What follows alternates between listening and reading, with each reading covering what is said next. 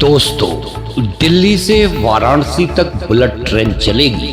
प्रस्ताव के सापेक्ष डिटेल प्रोजेक्ट रिपोर्ट तैयार की जा रही है। सितंबर माह के अंत तक डीपीआर रेल मंत्रालय को सौंप दी जाएगी।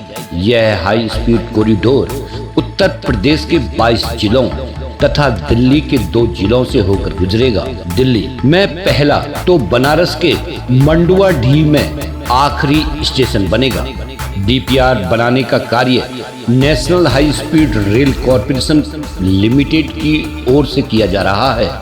यह हाई स्पीड कॉरिडोर बनारस की 2 तहसीलों राजा तालाब व सदर के 30 गांवों से गुजरेगा। पूर्वोत्तर रेल के ज्ञानपुर ट्रैक के किनारे से हाई स्पीड कॉरिडोर बनेगा। वाराणसी से दिल्ली के लिए 810 किलोमीटर कुल दूरी तय करनी होगी। इसमें बनारस में 22 किलोमीटर का हाई स्पीड कॉरिडोर होगा। इन गांवों से होकर गुजरेगा कॉरिडोर गुड़िया, पूरे, लच्छापुर, रायपुर, भंजनपुर, खरौना, चित्तापुर, कचनार, असवारी, जगतपुर, नरऊ, हरदत्तपुर, वैरमन आदि।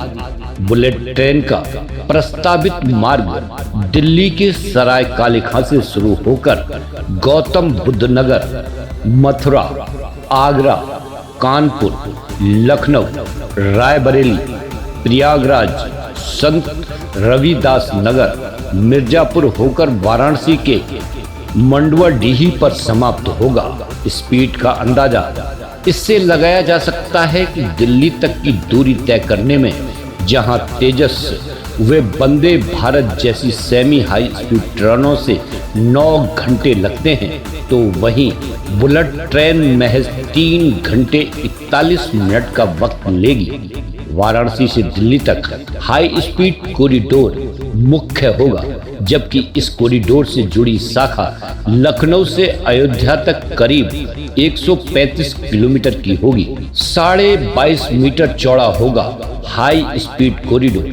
बुलेट ट्रेन के लिए प्रस्तावित हाई स्पीड कॉरिडोर की चौड़ाई 22.5 मीटर होगी।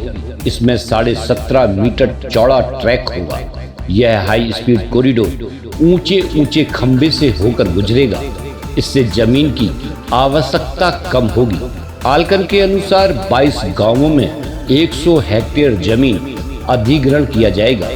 इसके लिए प्रत्येक गांव में समितियां बनाई जाएंगी। किसानों की सहमति से खरीदी जाएगी। प्रत्येक गांव में भूमि अधिग्रहण के लिए समिति बनाई जाएगी। समाचार पत्र में अधिग्रहण की सूचना दी जाएगी। ग्रामीण क्षेत्र में सर्किल रेट से 4 गुना तथा शहरी क्षेत्र में 2 गुना मुआवजा दिया जाएगा। अधिकारियों ने विकास कार्य में सभी से सहयोग की अपील की है।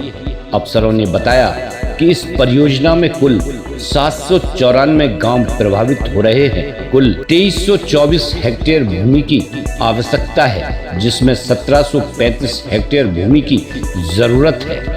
सितंबर माह के अंत तक हाई स्पीड कॉरिडोर निर्माण की डीपीआर तैयार कर ली जाएगी, जिसे रेल मंत्रालय को सुपुर्द कर दिया जाएगा। स्वीकृति मिलते ही निर्माण कार्य शुरू होगा। तो दोस्तों, ये जानकारी आपको पसंद आई होगी। आप अपना प्यार और सहयोग यूं ही बनाए रखें। धन्यवाद।